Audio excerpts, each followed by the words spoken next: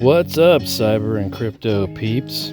Hope everybody's doing good. Hope you had a good weekend. Today is Monday, October the 28th of 2019, and this is episode number 92 of the Cybersecurity and Cryptocurrency podcast. I'm your host, Eric English. All the views and opinions expressed on this podcast are solely my opinions and do not reflect that of my employer.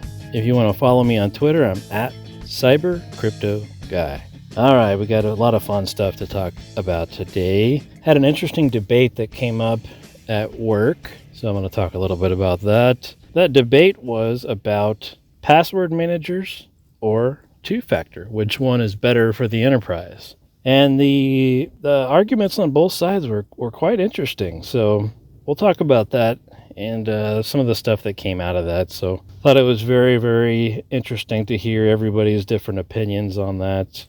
Certainly enlightening in some ways too. So we'll talk about that stuff. So on the cybersecurity side of things, we're going to talk about a company called UniCredit and what happened to them. They had another data breach apparently. Talk a little bit about D-Link, some more issues there. Also going to talk about Adobe and what happened with them. Also going to talk quickly about a PHP bug that's out right now that's pretty critical. Also going to talk a little bit about an IoT pet feeder that some security researchers were able to hack into.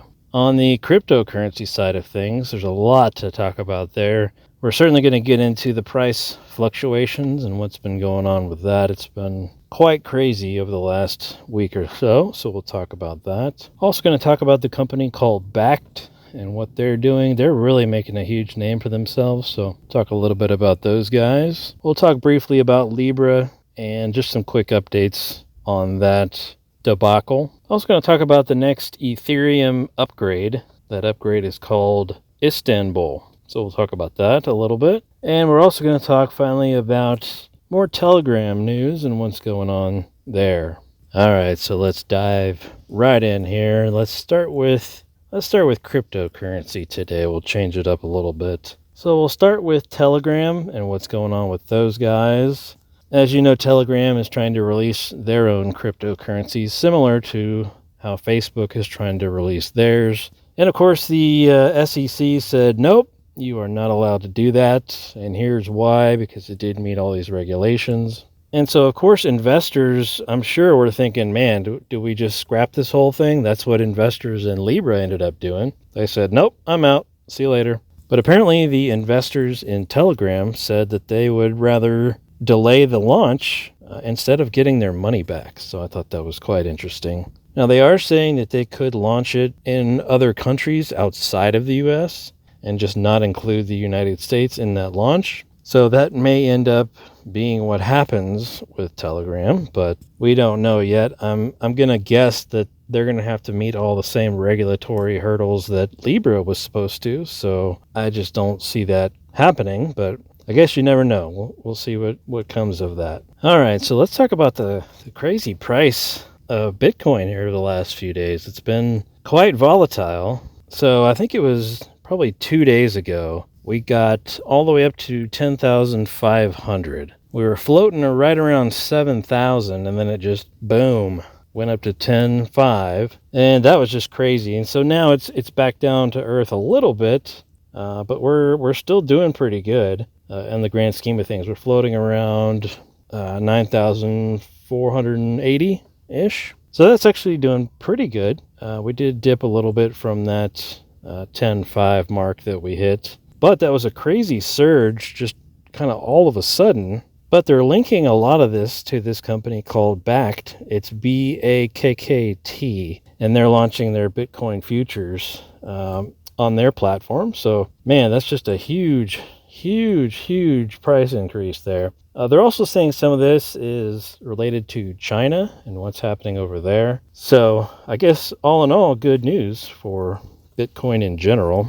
We'll see if we continue this upward trend. I would sure as heck like to. And I hope that we finally get to that bull market that everybody's been talking about. But you just never really know. But the folks in China, one of their, I guess he was the Chinese president, I want to say, told a whole bunch of people, I guess it was just anybody in the country, that they needed to seize the opportunity afforded by blockchain technology. So shortly after that is when the price just went through the roof, apparently. So pretty interesting stuff there. All right, some other news here about Ethereum. So they are doing their next big code upgrade called Istanbul. That's going to come out on December the 4th. What does it mean for you? Nothing at the moment. We're not moving to proof of stake yet. This is just all in preparation to get to proof of stake. They are making mining for Ethereum more difficult as part of this upgrade. So that's going to be interesting to see how all of the mining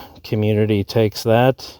So aside from making mining more difficult, they are going to introduce some changes with the pricing and various fees and whatnot on the Ethereum platform to make that a little bit more affordable, I guess you could say. So that's also a good thing for everybody. And there's a couple other tweaks built into that, but nothing too crazy, and you probably won't even notice too much unless you're out there mining for Ethereum. So that'll be interesting to see how that affects all the Ethereum mining out there. But again, they're trying to go to proof of stake next year, so they're trying to push everybody away from mining. All right, so of course the story that keeps on giving, our friends at Libra, they just can't take no for an answer. Mr. Zuckerberg is in front of Congress, and it's been quite the debacle, and they're still saying that they're going to rewrite all of the code on that platform if they have to, just to meet regulatory requirements. I thought that was pretty fascinating, and essentially it would just make it a completely different cryptocurrency if that's really what they're going to do.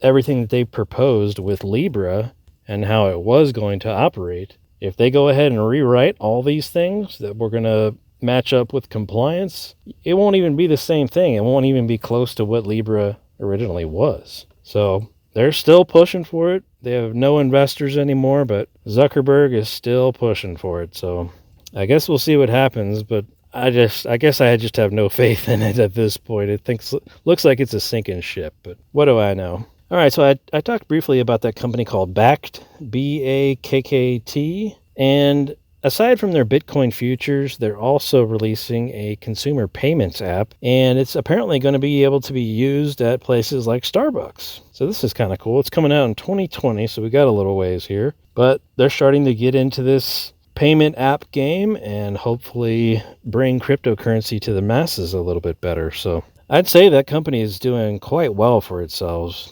If you haven't checked them out yet, highly recommend just, give them a look and see what you think before, of course, you invest anything. But they do have quite a bit of cool stuff on their platform, so it's definitely worth the time to take a look. Again, it's Bakkt. All right, so let's jump over to the cybersecurity side of things. It seems like every month or so we hear about these D-Link routers. And of course, there's another one that has a vulnerability that can be exploited remotely. And, oh man, it's just sad. D-Link's had a whole bunch of issues. They even had, I want to say they had some sort of regulation placed on them where they had to have some sort of third-party company review each firewall device before it's released to the public and making sure it's secure, and they have to be audited and all kinds of other crazy stuff because they've had so many of these devices that are just ridiculously vulnerable. So here's yet another one out there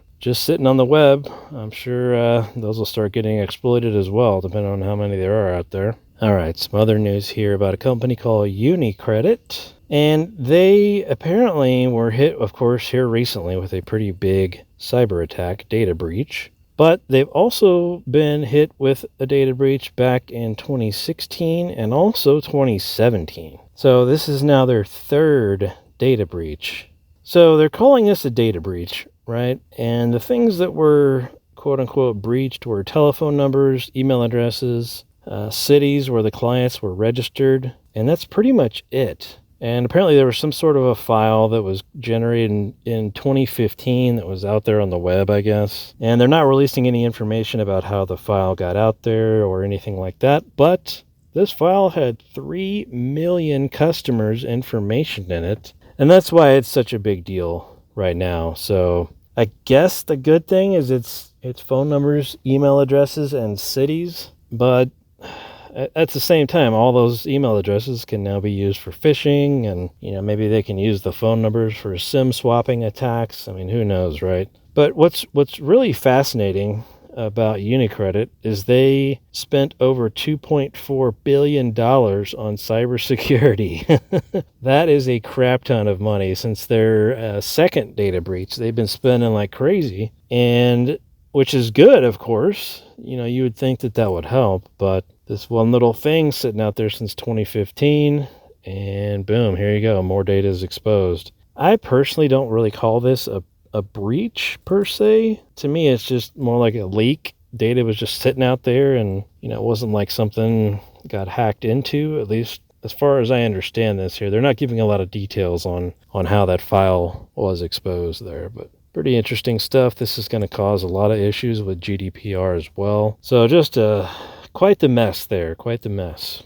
But it's really fascinating. They spent so much money on cybersecurity, and then it still wasn't enough to stop this kind of thing from happening. So that speaks to a bigger thing, right? It's one thing to spend money and just throw a bunch of tools at the problem and hope that it fixes your cybersecurity woes. But you also have to have a program that's managed well. You have to have people that understand how to use those tools and make sure that they're using them efficiently and effectively. And if you do have those people that are doing those things and they're able to help you run your cybersecurity program, a lot fewer of these issues will start to happen. So I'm going to go out on a limb and say that they probably don't have a good leader that's leading that cybersecurity charge. It just sounds like they bought a bunch of devices and maybe some software thinking that was going to fix everything. And really it's not. It's a full program that you need to mature and manage. I mean, there's a lot more to it than just throwing some tools at it.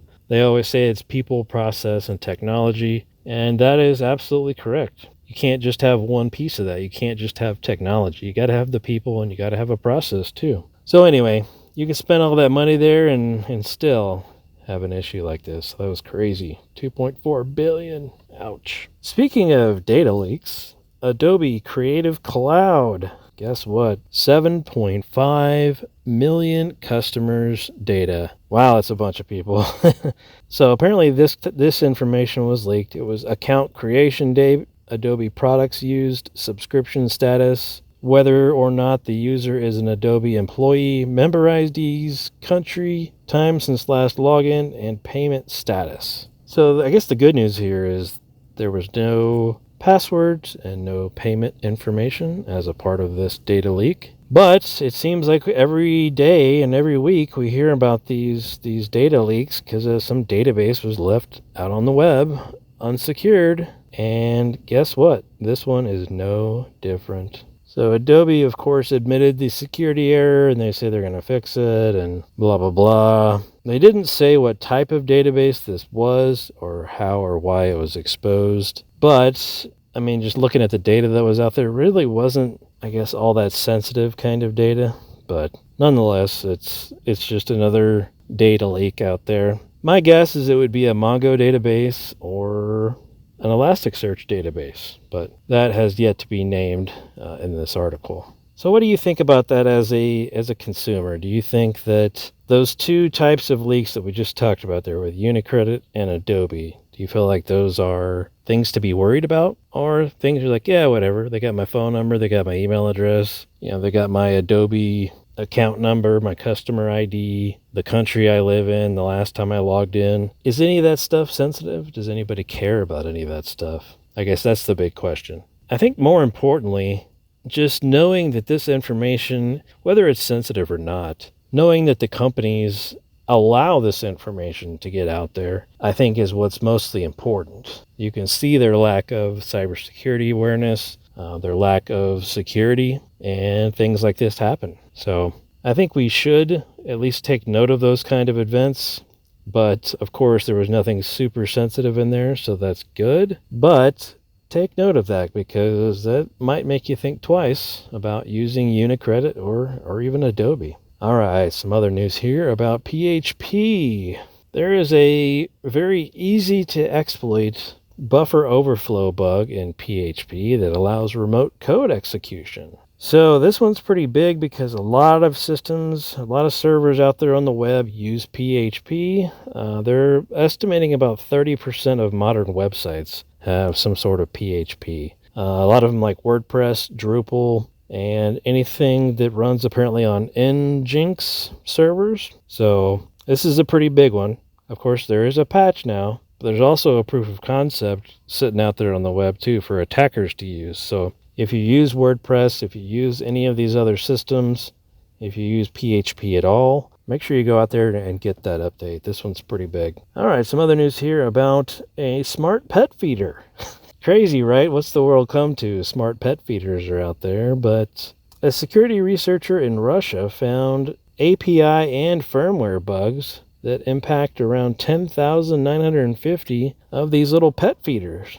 So apparently the flaws that this guy found allows you to just take complete access over the pet feeder. Now, why should we give a crap about pet feeders? Well, if you have access to 10,000 of these things, you could use them for crypto mining, you could use them as a botnet, you could do all kinds of crazy stuff with it, right? Especially if you have full control over it, you can do whatever the heck you want. Pretty crazy. So that's yet again another IoT device out there that's flawed, and it seems like we hear more and more and more about flawed IoT devices the more that stuff becomes prevalent. All right, the last thing I wanted to talk about was the conversation I had with some folks that I work with about password management versus multi-factor. So the debate was, do we pay for a password manager program or do we just turn on multi-factor for everyone? And if we turn on multi-factor for everyone, do we care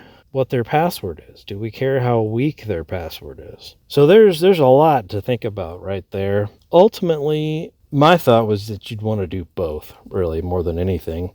Just because you're using multi-factor doesn't necessarily mean that they're going to stop everything, right? Somebody might accidentally allow, like when you get the push notification to your phone, for example, you might accidentally hit accept or yes or allow or whatever it is, and boom, that could get somebody in, especially if you have a weak password. So the question was, well, they can have any password they want, right? Well, not really. They still need to have a strong password, and they need to have multi-factor because you have to have the password first to even get the prompt for multi-factor. So if we just have super easy passwords out there, hackers have all those, then they can just sit there and keep prompting us left and right for two-factor. And that's not necessarily a good thing because eventually they will get you. So in the end, we did decide to go with a password manager because we found out that there were numerous other sites that people were going to that were business related,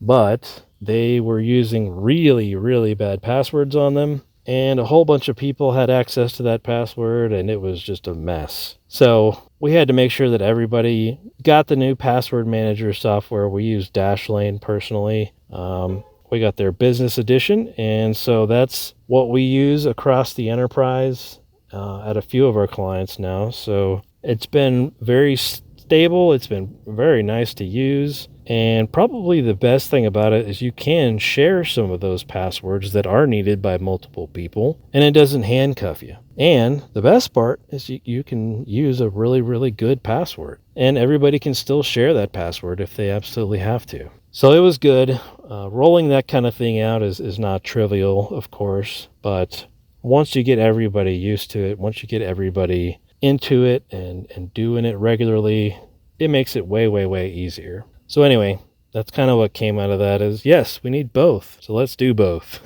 And that's also what I'd recommend, of course, for everybody else out there thinking about that. All right, folks, that's all I got for today. If you want to follow me on Twitter, I'm at CyberCryptoGuy, at CyberCryptoGuy on Twitter. Check me out on there. I retweet a bunch of the articles that we talk about here on the show. Thanks for listening, and we'll talk again soon.